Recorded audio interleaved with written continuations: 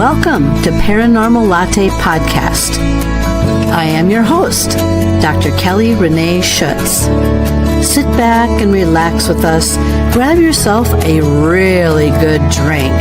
Spend an hour and let's delve into a world of chatter about the mysteries of the unexplained.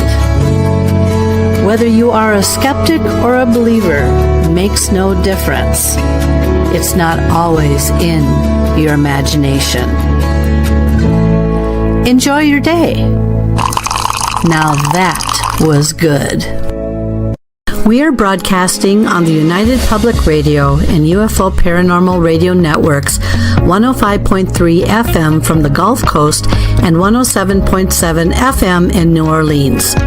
The views and opinions expressed by the host and guests do not necessarily reflect those of the audience, United Public Radio and UFO Paranormal Radio Networks, its hosts, affiliates, and or Paranormal Latte Podcast, Paranormal Universal Press LLC, and Diamond Point Entertainment LLC. This show is pre-recorded.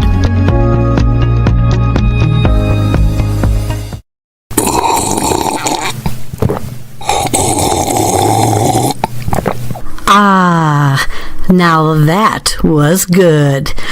Good day, everyone, and yes, welcome to yet another episode of Paranormal Latte Podcast. My name is Dr. Kelly Renee Schutz. I am the host and the producer of this show. Tonight we have with us Nikki Jacobs. Nikki is a psychic medium who's experienced a plethora of paranormal, has experienced and used higher level consciousness abilities, and has had extensive experiences with spirits, angels, hierarchies, the Fae, and, of course, Sasquatch. Nikki has worked with a specific Washington State Sasquatch clan and certain individual Sasquatchers in the state of California. She has worked on different teams with psychics, energy workers, astral travelers, and was a member of the UFO I-Team from 2018 to 2020.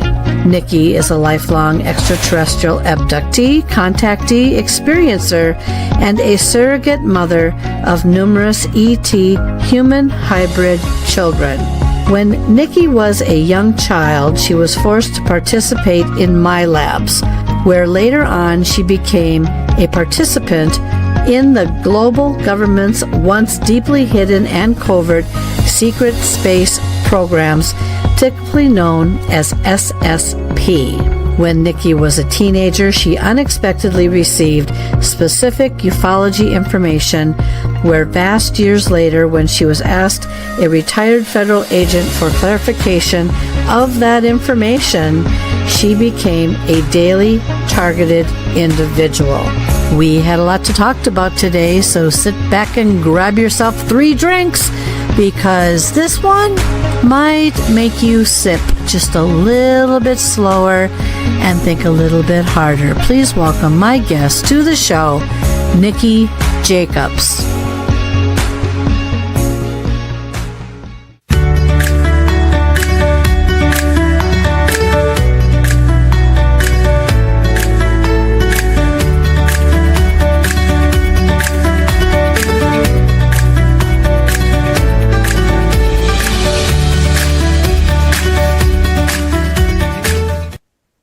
Well, hello, Nikki, and thank you so very much for being on the show today. Hi, thank you. I appreciate you offering and asking. Well, this is going to be an interesting discussion today because you have quite a biography when it comes to experiences, being a contactee, being an abductee, the whole 10 yards. So we're going to try to touch on as much as we can today, and if not, we'll just simply have you back. And but I think we need to establish a foundation first, and then we'll just evolve it from there. And I have notes in front of me to ask you a few questions in addition to all of this. So the first thing I want you to do is I want you to go back in time, and because people have their experiences at all different times. And so how old were you, or how young do you remember being when you had any type of an experience that kind of made you sit up and take notice? I was in a cradle. Very young. Didn't understand that. I understand it now, but hello, being a little kid in a cradle. Didn't understand why there were other people walking around my mom and my grandmother, or even my dad, because they looked normal. It wasn't until I was 4 years old and I was on an ET ship. Another incident of really realizing something was truly different was when I was about 10 years old and on a trip, driving trip cross country with my mom and her best friend from Washington State to New York. And saw all sorts of paranormal and touched the Liberty Bell and psychic visions of what it was like, and it was really intense. So yeah, very early age. All right, so I'm going to break this down a little bit because I know you've got people intrigued already, and I'm intrigued as well. The very first thing I'm going to ask, though, before I ask about being on the ET ship, is do you have in your family any, like your parents, your grandparents on either side, do they also, or did they have abilities, and did that ever come out to you? My grandmother did, and the only time it ever came out, the first time it ever came out was when I think it was about somewhere between 5 and 6 years old, or 5 and 7. The time frame gets a little fuzzy for me. If I have to go in and look at dates, I will. But for years, but somewhere between 5 and 7 years old, my grandmother was blind. Newly blind, in fact, due to health reasons, and we were on a third floor apartment building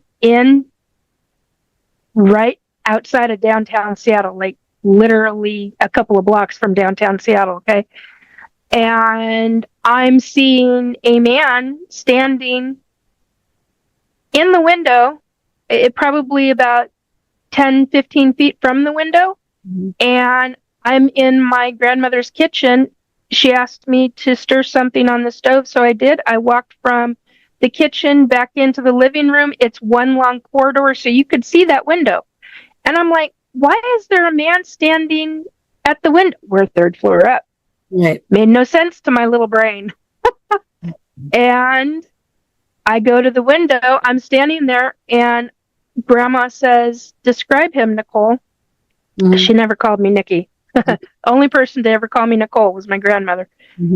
And I start describing him, and she goes, "You're missing something." And I'm like, "What do you mean I'm missing something?" She goes, "You didn't tell me his baseball hat." What? Excuse me? Is my adult reaction. I just remember standing there, and I turn around and I look at my grandmother, and because he's floating 3 stories up off the sidewalk, basically. And I look at my grandmother, and she goes, "You missed that." And she does this wink with her eye. Now, I've never talked about that. I've never talked about the wink that she did. But yeah, that was when I knew my grandmother, and it had abilities. And it wasn't until, of course, moments later, she's like, "Shh, Nicole, we don't talk about those things because that will get us put into the crazy house, into the nut house." Well, this is in the 70s, early 70s. So, early to mid 70s, I should say. And so at that point in time, a number of years later, my grandmother ended up coming to live with my mom and I in our house. And I had a spirit at that time who was singing me to sleep, trying to comfort me because the ETs were taking me. So I couldn't sleep at night. And so that's the other one. So my grandmother would come to live with us, and she would tell us, "Joycey," which is my mom, "Joycey, there's spooks in the house. There's spooks." So that's how she's like, "There's some woman singing." And it sounds like she's sitting in a rocking chair. Well, that's because she was sitting downstairs in a rocking chair, in her favorite rocking chair, rocking away, singing to herself and just enjoying listening to the kids, because that was what this spirit loved, was little kids, to be around little kids. So, and that's a story in itself. But anyway, so that's how I knew. That's interesting, because did she ever, your grandmother, right? Did she ever talk about, when you're a kid, and I understand this because I know in the 70s I was really young, and I was more curious about genealogy, and we didn't even talk about anything ghostly, although I did ask my grandmother once if the house that I felt there was something in there, if it was haunted, and of course, being Catholic as she was and stuff. But I found out a couple years ago through a cousin, when I inadvertently just brought up the topic, this is what I do now, and she told me that there was a discussion between my aunt and my grandmother, that they felt that people in the family had abilities, not, they're, going back. Mm-hmm. So did your grandmother ever talk to you at all about, yeah, my mom had it, or my nope. How about your mother? Did your mother have it? No. Matter of fact, she said she always wished she did, and I always said it skipped a generation. It did. But I have, the way my mother talked about my grandmother's mother, I often wondered, based on certain things. So my great-grandmother went through a lot of not very good things, let's put it that way. Mm-hmm. But the way my mom talked about her grandmother, ever since, I've always wondered, and I can't ask because everybody in my family is now gone. Both my parents, all my great aunts and uncles, because they large family on that side of the family. So there's no one to ask. They're all on the other side, and I can ask them, but it's a bit different than talking face to face. So yeah, and a lot of times too, even if they were alive, they might deny it, or they might not be in a frame of mind, or they might be what I call logical minded people that are more skeptical than anything. And so it's so the way you describe this, by the way, it is from a trauma perspective, and it may very definitely probably skipped, or you got a set of genes that skipped your mother. Yeah. I have abilities that started to activate, when I was 3 years old. And the thing is that there was always you're crazy, you're nuts, don't talk about that, blah, blah, blah. What are you making up? Good imagination. I had the whole 10 yards thrown at me. But the thing is that I also came from a very skeptical type family that wanted to knock everything that that happened to a person. So you just kind of stayed quiet after a while. So even if you wanted to ask, chances are likely that unless they want to give anything, or maybe they have nothing to give. Trauma, by the way, if for those of you, this is actual research, I believe a lot of my occurrences might have been from trauma of my former relatives, or my great greats, or my great great relatives, because it can actually hang on. Literally, it can go back 7 to 14 generations. Now, I don't even have more than 2 or 3. I'm wondering what happened to the other 4 to 8 or whatever generation. So and I know they went through a lot of trauma back then, but it just depends on where they lived and what was happening to them and all that.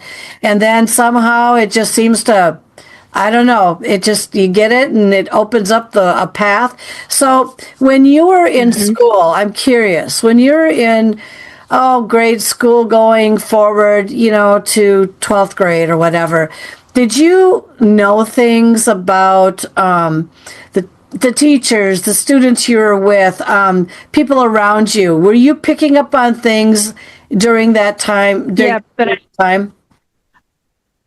Yes, but I wasn't understanding what I was getting. I just thought everybody had that ability. And so when I said something, somebody else, like a teacher or a helper in the classroom or one of the other parents in the classroom, uh, they're like, what did she just say?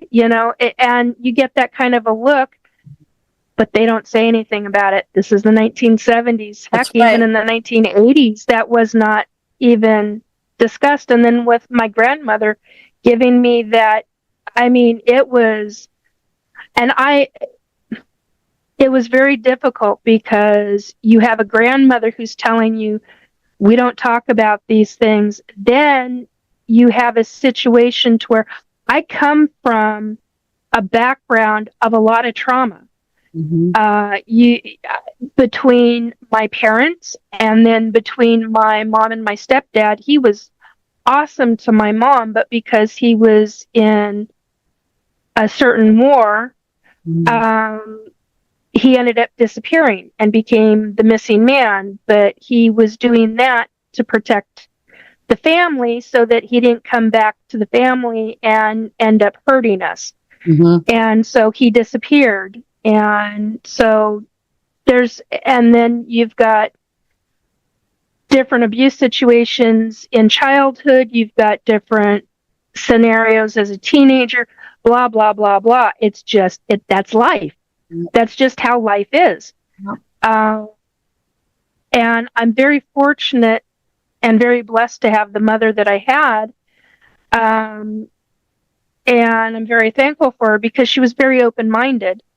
And a lot of the other family were very closed-minded. And yet, at the same time, they weren't, because they had open-ended conversations. My great aunts and uncles would have conversations around me when we were camping. We were a family who camped everywhere in Washington, all over Washington. And so you learned. I was very fortunate to have the family that I have. And I go through the grieving times because, hello, I miss them. Even as a psychic medium, and even if they come in and they're like, hey, how you doing, Nikki? Just coming in to check in on you. And I mean, sometimes I get that. Sometimes I'll just get a wave and that's it. And off they go again. So, but it's different than actually face-to-face, physically face-to-face talking with somebody. But you still go through the grieving process, and you still go through the grieving process of whatever trauma you've been through. It's how you cope and deal. It's how you learn to deal with it. And that's not so easy sometimes. But No. even as a psychic medium, you got to understand this is part of the process. This is part of life. So Well, it's just how it is. Well, but that's very true. And a lot of us are, I'm going to use the word helpless. When you're in high school, anything from sixth grade, excuse me, to 12th grade, sometimes you're helpless. Sometimes you just can't if you're in a bad, tormenting situation in your home, you may want to wish you could run away. And there are people that do run away. But the thing is that they have no money, they have no place to go, they have no shelter, they have no food, and the thing is, it can be very, very difficult. So you have to live within this grief and this torment. And a lot of times, many of us hold that inside that go with that. You brought up one interesting thing here that I want to touch base back on, just the fact that you live in the Washington area. And so I want to ask you a little bit about your experiences, because most people who know about the hot spots around the U.S. or whatever, or even out of the U.S., they know that one of the questions they always have, and they still have, is let's talk. I'm going to go backwards on this. Let's talk a little bit about Sasquatch, because when I was up in the Washington area, And I hope to get up to the Olympia Peninsula. I think that's what it's called. I heard that it's like a pretty big hotbed up there too. But have you had an encounter at all yet with Sasquatch? That's my first question. That's a very long story. Very long story, but yes, I have. That's interesting. You would be the first person that would at least talk about the clan aspect that I've talked with. However, I'm not going to say confirm, but I can say that with other individuals that I have talked with, yes, I have come to understand that sometimes they can cloak themselves and be invisible. And that's the main thing that people, when they go out into the forest and the woods, they're always looking for something physical, something in not a human, but in a form, a live form. And they don't always realize that sometimes there's things that are there that they cannot see. And so I have talked with a gentleman who literally was standing right next to one, literally, and someone saw it through their scope or their camera or something that of some sort. Device, and they saw the fact that he was literally, there was an outline literally to this, and he goes, I do smell something, and they said, you might want to just kind of casually walk away from that because you're standing right next to one. So I can tell you and everybody that their being invisible can happen. Now, my question to you, though, of course, is because all over the United States, including in Minnesota, there are different species and there are different types. So I guess people would be curious to know, is there a particular type that, I think you mentioned this clan that has been around for God knows how long, obviously. And but anyway, what do you know about that? Okay, so I know that they are, they're not just across the United States, they're all over the globe. In many different forms. Okay, here's something that the novice should probably learn about, is that not all Sasquatch have abilities. Okay, you get a rogue Sasquatch that may have abilities that has been evicted from their clan for whatever reason. You may get a Sasquatch who is a rogue because of behavior issues, that has no capabilities of any kind. Like ability. So certain Sasquatch clans will teach, if they know it, they will teach their children from very, very young the abilities that they have, that they've been blessed with. And that can go across the country. Then you've got the kind of people refer to as, I was going to say dogmen, that's not what I meant. Florida, the skunk ape. That is not technically a Sasquatch. That's a different, so there are different kind of entities, different kind of beings that get recognized sometimes as a Sasquatch because it's a big hairy man. So you get different levels of that. Most are not above ground. Many are below ground because caves, mine shafts, things of that nature are all over this planet, all over the United States. And so, and some of them can open portals. I've had portals opened in my own home. Sitting next to a fireplace that is not active, but during the winter time, where you've got, say, a house that is, maybe 74, 75 degrees, and all of a sudden, you have a portal that is about 8-9 feet tall, and you're feeling mountain snow. You're smelling mountain snow, you're feeling the ice coldness, and you're like, and then you're smelling Sasquatch. Now, Sasquatch can smell anything from like pine boughs, which is what I've smelled, all the way to fecal matter. Yeah. Because they're not washing. Yeah.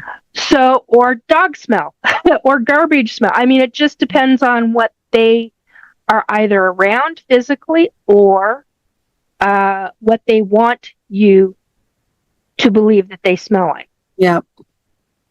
So there are so many different levels of this. They can even go down into, depending upon the Sasquatch clan and what they've taught them, they can even go down into orbs about yay big. Mm-hmm. And that is a mind bender to me. Mm-hmm. I didn't grasp that concept until end of 2019, beginning of 2020, and it blew my mind. Mm-hmm. I'm like, wait a minute. They can do what the ETs do. They can go down into an orb. How? Mm-hmm. Well, it's a specific kind of frequency and energy. So anyway, I'm babbling on a little too long, but anyway, there's the info. Yeah, no, that's I'm glad you mentioned that, because in Minnesota, up north, there is reports, of course, of Sasquatch on occasion, but along that accompanies that, people have seen blue orbs, and they usually see them over a marsh-like area where people would not necessarily stand into a marsh because you would sink like quicksand and you could probably never get out and you would die. But a Sasquatch has a tendency to somehow, I don't want to say hide in the marsh or be disguised by it, but people for the longest time were wondering if there was an association between these blue orbs and also the Sasquatches that were also being seen at the same time. Now, if the blue orb is technically a Sasquatch and not a UFO or otherworldly presence or energy that's somehow monitoring them or following them or whatever, and it's all one of the same, then that's very interesting that you bring that up. Now, there is a situation I heard about where, and I can't remember, someone told the story, they told it of a lot of times Sasquatches do like to hang out around lakes as well, and especially in wooded areas, and there was a water source. Right, water source, and there was a Sasquatch on the edge of the lake once, and it felt trapped because there were a bunch of hunters in the area, and it felt trapped, so it started to scream out. And then the guy reported, one of them reported that he saw out of nowhere this big, huge orb, literally, I don't think it was a craft, I think it was some kind of a huge orb that literally lifted the Sasquatch out of there and brought it to another location, so it felt like it wasn't so trapped, and all that. And I know, too, that from what I understand, especially in the Washington area, that for the loggers, if they're taking down trees and they're pushing out, Sasquatches or whatever, and that it pushes them, in another direction, that if the loggers or the truckers see the Sasquatches in any what way, they are to keep their mouths shut, because what happens is if the government learns of this, then they rope off or somehow they acquire that area, and then they don't allow anybody in there to do any kind of searching or anything, because now it's owned by the government. So there's a lot of things that go along with that. That's very interesting, though. Have you ever physically, literally seen a physical Sasquatch? Yes. During the time that I was being spoken to when I was up there, when I was told, welcome home. Yeah, I have. On my way home, I during that event, because that's a whole nother story in amongst itself, but short response to that is yes, I have on my way home, because I had that weekend specifically asked the matriarch, may I be allowed to see you?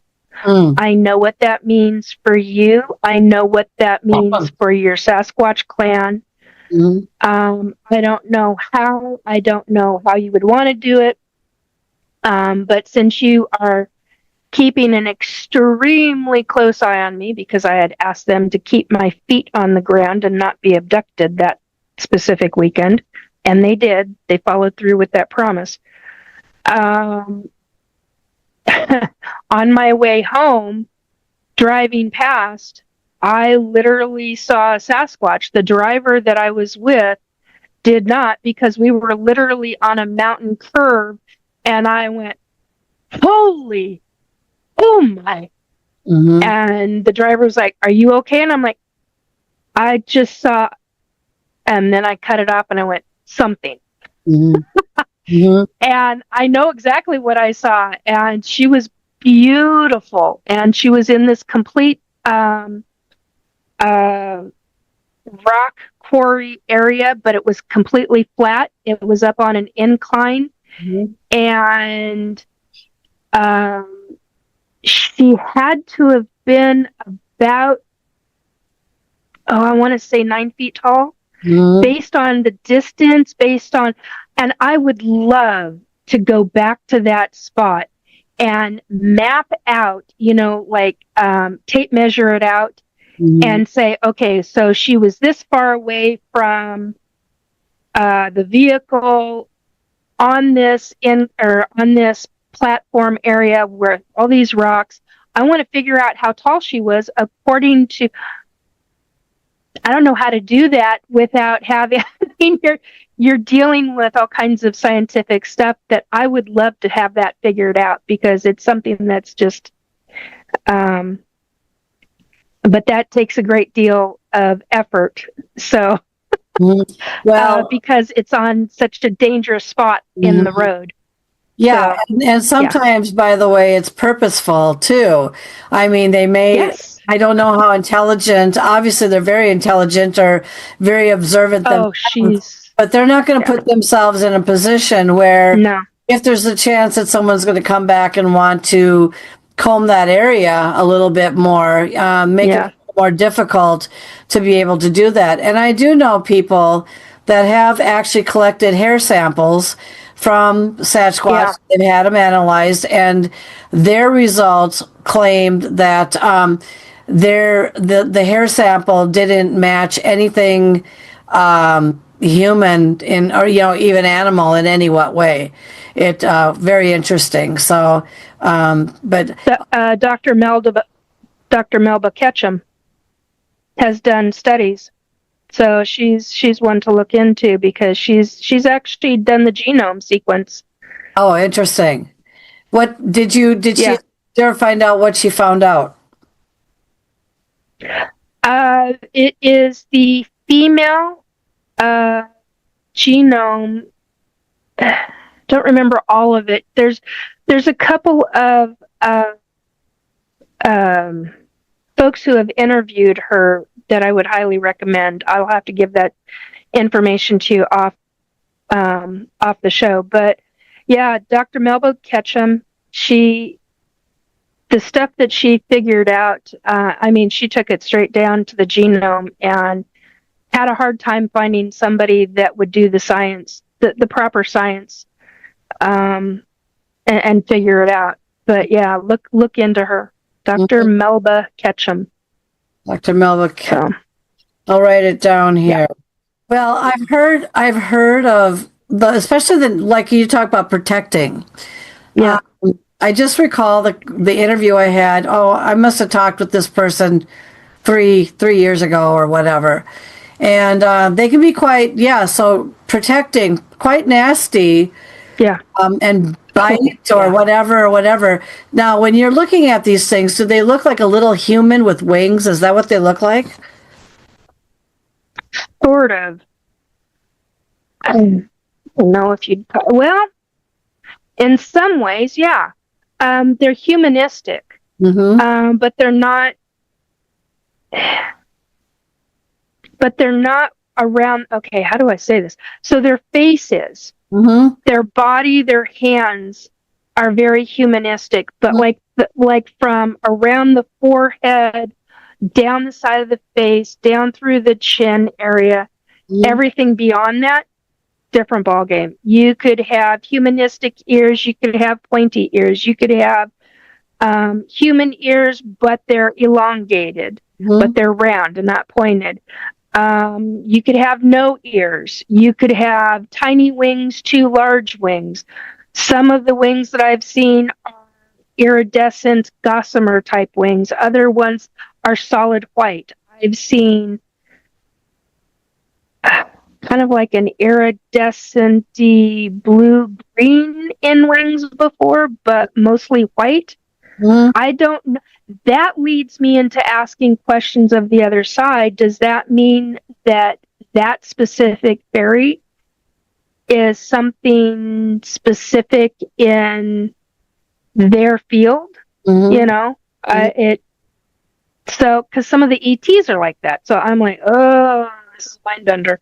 Yeah. Speaking of ETs, that's where I'm going next.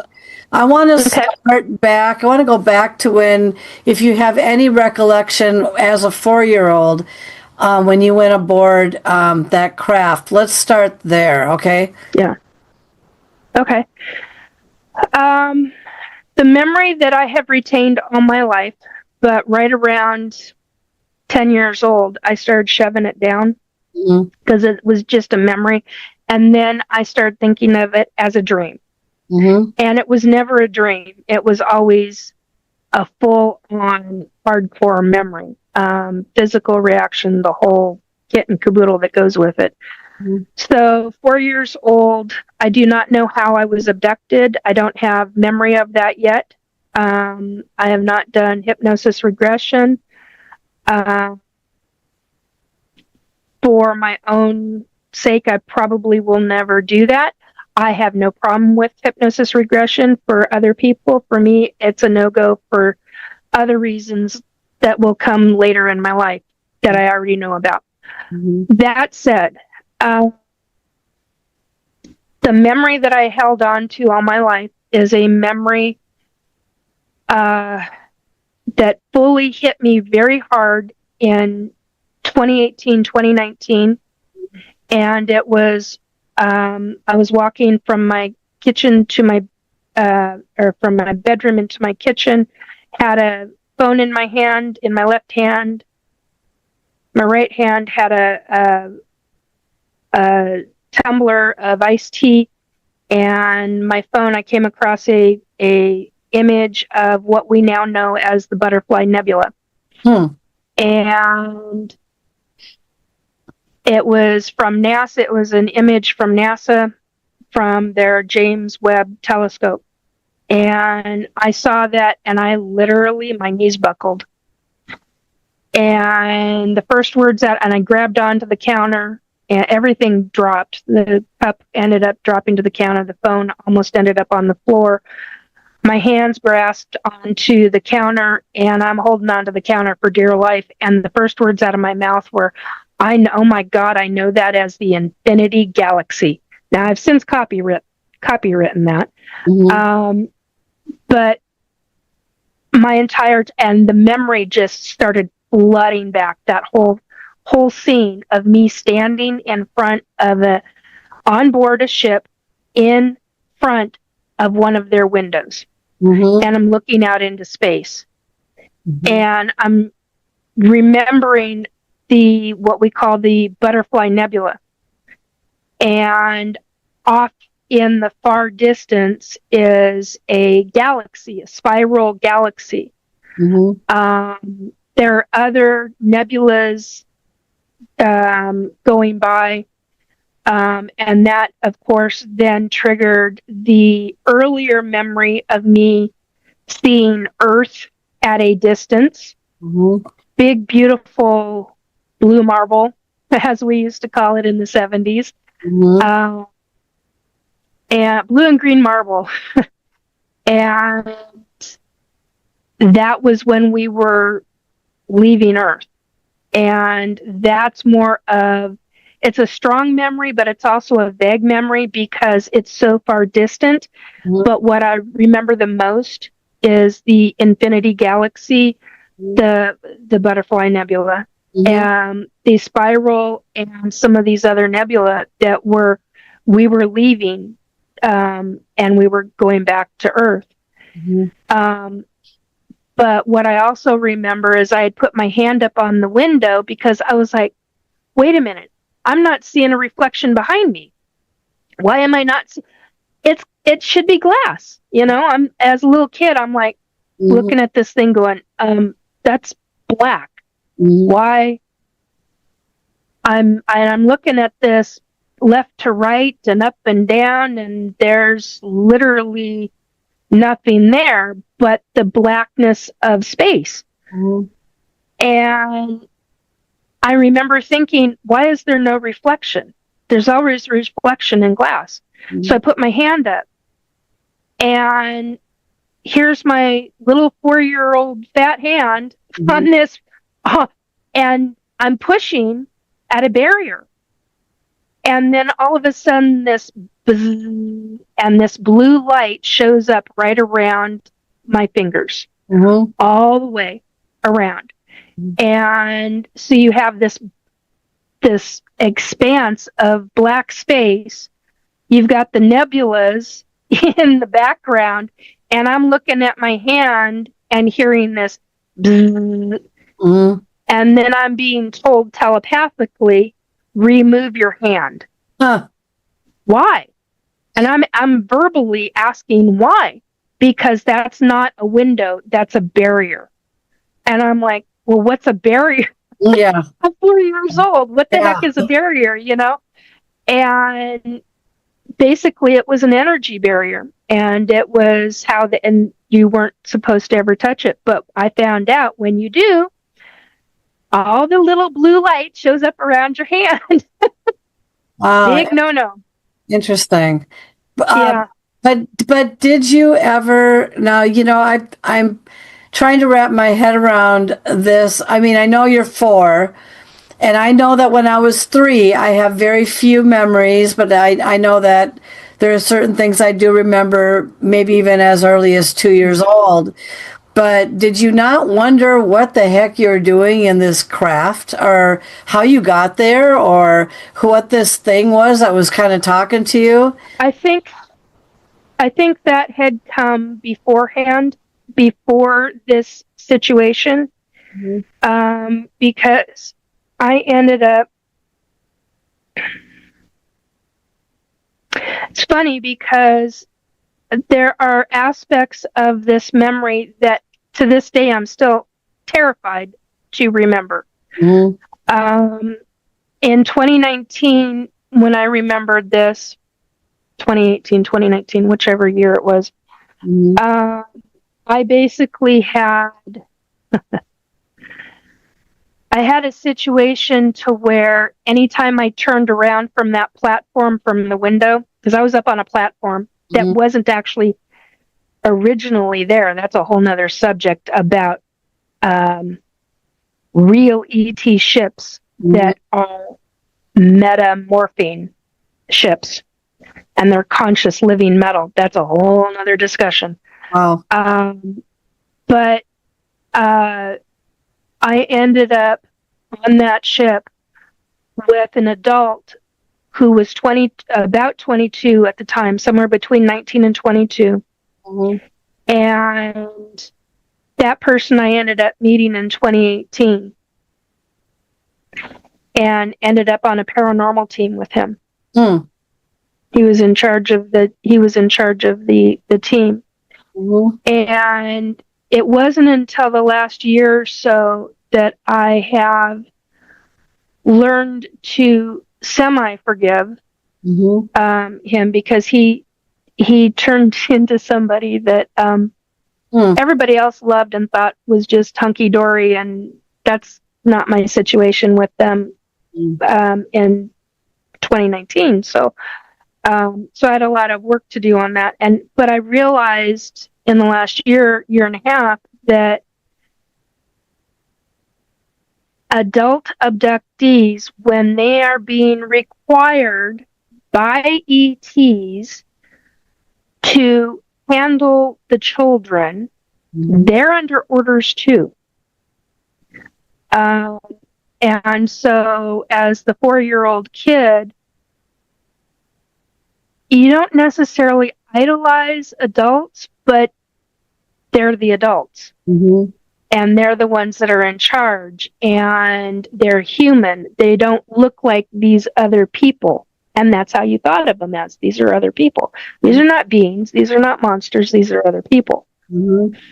And so there's a whole cycle to that. So when I was just fascinated by where we walked and how we were communicating in our minds instead of being verbal.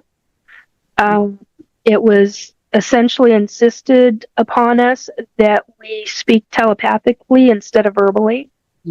So you learn very early on to do that. And like I said earlier, not all I think I said earlier, not all ETs are telepathic. Not all ETs have abilities. So this group that was doing the abduction of us definitely did. And so I was a little kid. Here's an example. I was a little kid, 4 or 5 years old, asking too many questions and running around, and they needed to corral me. So what did they do? They had me sit my rear end down on the ground and have my legs cross-legged with an ET leg right up in between my legs, so that I was, and then wrap my hands not around the ET's leg, on his leg or anything like that, but so that I wasn't up walking around and that they could continue doing business. And that's how I learned about the quote unquote splicing, what I call the splicing and dicing, and learned some of the information about the genetic stuff. And some of that I don't have the memories of exactly how they do it, but I was going to say standing, but I was sitting on my butt watching him do it, and he's talking about telling me exactly what he's doing. Interesting. It's fascinating. I mean, the whole thing. So have they contacted you? So this happened when you were young. So that was 4 or 5 years old. Yeah. So throughout your years now, going forward, how often did they, I'm going to say, re-abduct you or revisit you? Or have you ever seen them show up in your bedroom? Or any place like that? What was that like? I have no memories. On one hand, I want to say I have no memories from, and it's not true, but that's how I feel. Because on one hand, I basically lived my life, and I have since learned how they manipulate the mind, the human, how specific races of ET can manipulate the human mind in such a specific way to where they can put us into where we are thinking we are in a dream state, when in fact we are not. We are fully conscious and awake, but they maneuver the brain in such a specific way that it appears to our consciousness that we're actually in a dream, and we're not. That is very, very frustrating to me, but that's one of the things that I wanted to say about that, because that is how many abductions occur.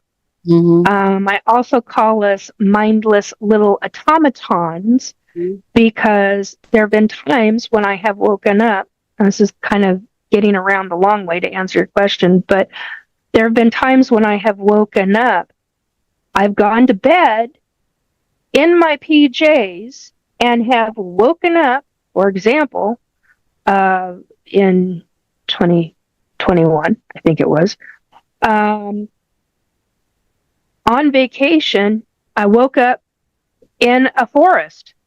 And what woke me up was the fact of the crunching of the twigs and branches under our feet. And I was with a group of other humans, and we were surrounded between 7 and 9. 7. Mm-hmm. Yeah, 7 of us, or 7 ET, 7 tall, what I call tall gray whites. 7 foot tall gray whites. And basically they're so pasty gray that, that from a distance they look like they're white. Mm-hmm. And we're completely surrounded, and I'm screaming in my head to tell everybody to wake up because they can all hear me. Mm-hmm. We're all telepathic, and then I get told to be quiet, and it's okay, Nikki, and then I get told to be quiet, and that's the last thing I see light starting to come down, and that's the last thing I remember, man. And I'm like, son of a diddly. So, I was not a happy camper over that. I was really rather PO'd. And that's when I call us mindless little automatons, because they control the brain to where they can tell us exactly what we're to do. Mm-hmm. So in other words, get dressed, get your shoes and socks on, get your bra. I was fully clothed. Bra, underwear, socks, shoes, coat, winter coat. I'm like, and I went to look at my shoes when I got back, and I'm like, yep, there's branches. There's mud. There should not have been anything on those shoes. When I went to bed, I had been walking on gravel. I had been walking on, I can't think of what it's called. It's little pieces of wood, bark. Thank you. Yeah. And so there should not have been like any debris at all underneath your shoes. Nothing. And what I was literally seeing was little green pieces, like from evergreen fir, like fir tree. Yeah. And I'm like, there should not have been a single thing in the treads of my shoes. There should not have been mud on my shoes. Nothing. Well, as we, and one more question about that, and then we'll go into a wrap up, and we'll have to have you back, because there's a lot more to her life story than meets the eye, and we're just really getting started here. So people are probably going to wonder, what exactly did they want of you? What exactly? Why are they still your genetics? Is that what you're talking about? Yes. Yeah, they're okay. So here's something that I have since learned, because I've gone through all the different stages of emotions with this. Everything from incredible anger and rage to absolute crying and tears and why me, and oh my God, I can't believe this is happening, and this is really real. So I have since found out that I've got a soul contract, that I've had a soul contract for specifically my genetics. Okay. So I'm the surrogate mother to over 30 hybrid children. Good Lord. Still a mind bender for me to even think about, let alone say. I have a real hard time even believing that, but I know it. I've seen it. I've seen I don't remember every single one of my kids, but I do remember certain ones. And certain ones are in contact with me, which is, I have been, in the last 2 years, I've been told how really rare that is. I did not know, I had no idea. And so for me, it's genetics. Because I've always said that I've been abducted by 3 different groups of ET. I now understand why I say that. The first group did not stick with me. I do not have any idea why, which is totally fine by me. They can go away. They were very scary looking.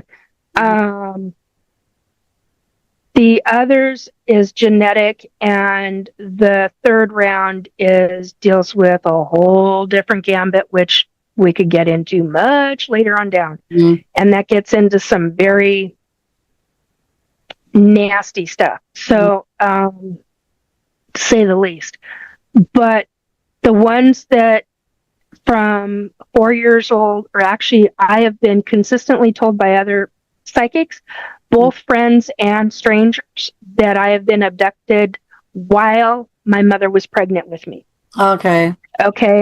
So this, and I have been told that my grandmother was, that my mom was, that I was.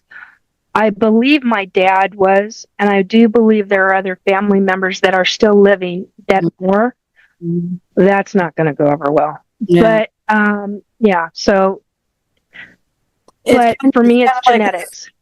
They're following a line, and the genetics to help, from what I understand, keep their own populations from going into a demise. So we will have to have you back. Well, it's not just it's not just one or two or even three races of ET that are trying to do that.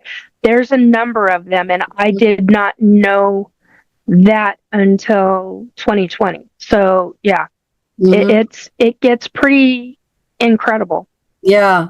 Well, and of course, a lot of us, many that are listening to this show right now, are probably wondering and scratching their heads on things. And tell everybody in the meantime, though, how they can get a hold of you, if they want to talk with you, if they want to, or what kinds of questions you would welcome.